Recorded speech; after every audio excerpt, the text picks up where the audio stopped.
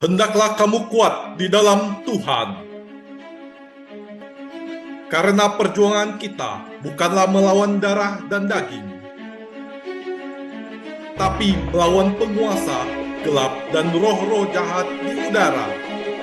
Kenakanlah seluruh perlengkapan senjata Allah.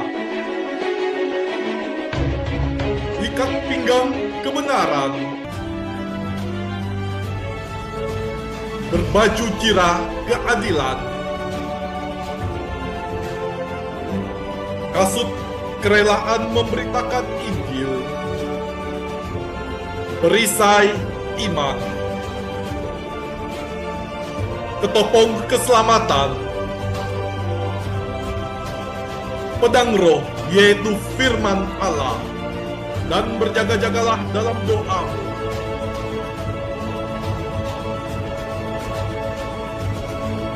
Legion of Jesus memberitakan kabar baik kepada semua orang.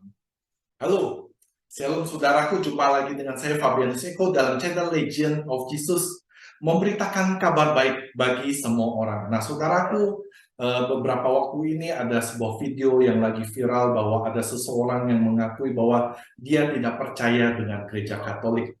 Nah, kali ini saya akan membahas sebuah hal yang berkaitan dengan hal itu, yaitu apakah Yesus mendirikan gereja dan mengapa tentunya. Nah saudaraku, tentu jawabnya adalah iya.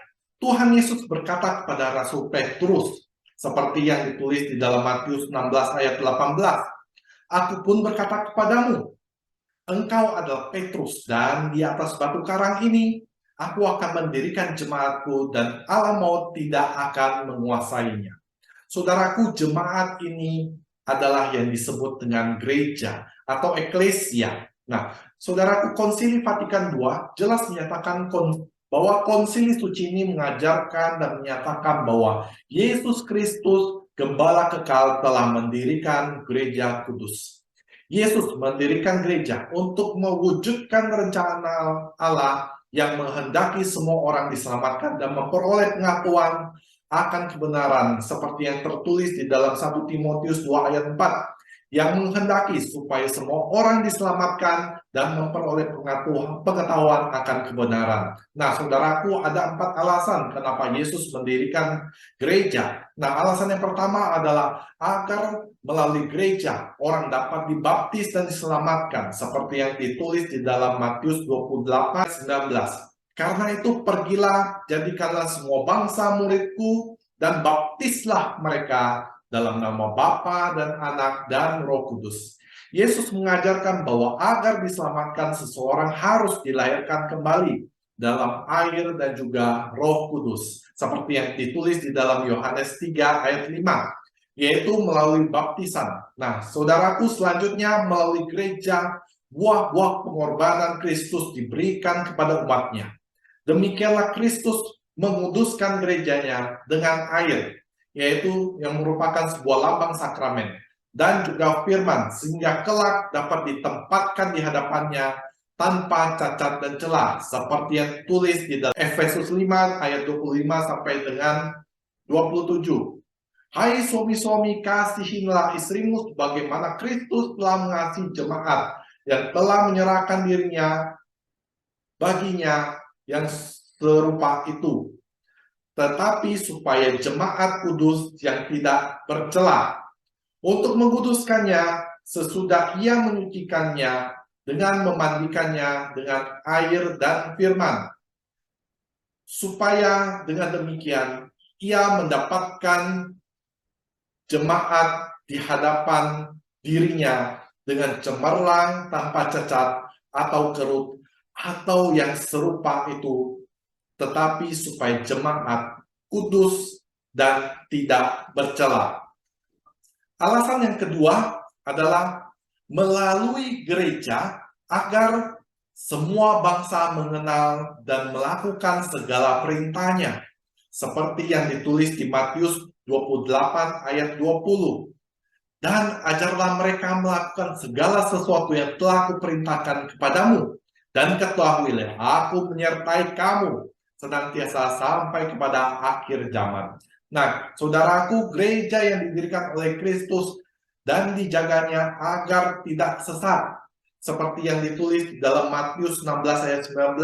Kepadamu akan kuberikan kunci kerajaan surga. Apa yang kau ikat di dunia ini akan terikat di surga, dan apa yang kau lepas di dunia ini akan terlepas di surga, supaya dapat meneruskan semua pengajarannya dalam pengetahuan dan kemurniannya.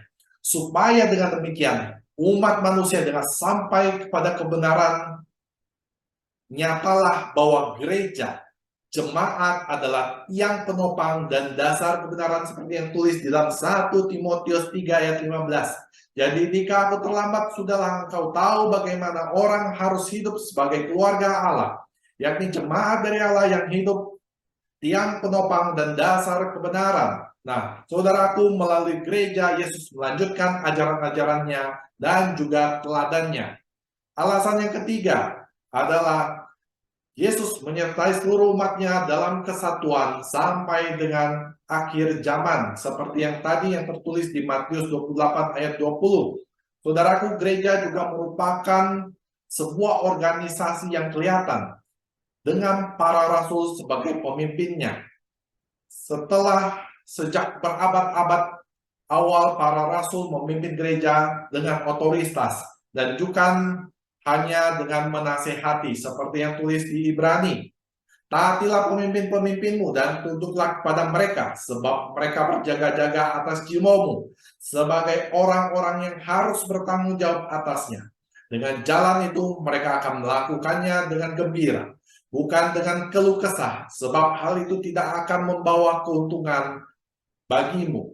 Nah, saudaraku, kepemimpinan ini penting untuk menjaga kesatuan gereja sampai dengan akhir zaman. Dan juga tentunya kita harus sebagai umat Katolik, kita harus memiliki ketaatan. Seperti yang ditulis di Ibrani 13 ayat 17 ini, agar kita tidak terpecah, agar kita boleh selalu bersatu padu dalam sebuah gereja yang benar.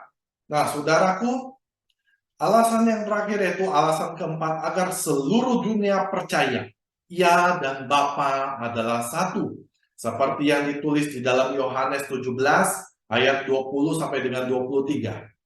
Dan bukan untuk mereka ini saja aku berdoa, tetapi juga untuk orang-orang yang percaya kepadaku oleh pemberitaan mereka, supaya mereka semua menjadi satu sama seperti Engkau, ya Bapa, di dalam aku dan aku di dalam Engkau, agar mereka juga di dalam kita, supaya dunia percaya bahwa Engkaulah yang telah mengutus aku. Dan aku telah memberikan kepada mereka kemuliaan yang Engkau berikan kepadaku, supaya mereka menjadi satu, sama seperti kita adalah satu. Aku di dalam mereka dan Engkau di dalam aku, supaya mereka sempurna, menjadi satu, agar dunia tahu bahwa Engkau yang telah mengutus aku dan bahwa Engkau mengasihi mereka sama seperti Engkau mengasihi aku. Dan bahwa Yesus adalah sungguh berasal dari Bapa. Dengan demikian, kesatuan semua orang yang percaya kepada Yesus dalam gerejanya dikehendaki Yesus menjadi sama seperti kesatuan antara dirinya dan juga Allah Bapa. Saudaraku, demikian pembahasan kali ini. Terima kasih, Tuhan Yesus memberkati Anda dan juga saya. Buat Anda yang merasa channel ini memberkati Anda, Anda boleh silakan subscribe, like, dan juga Anda bagikan kepada banyak orang, supaya channel ini boleh menjadi berkat bagi banyak orang. Bye-bye.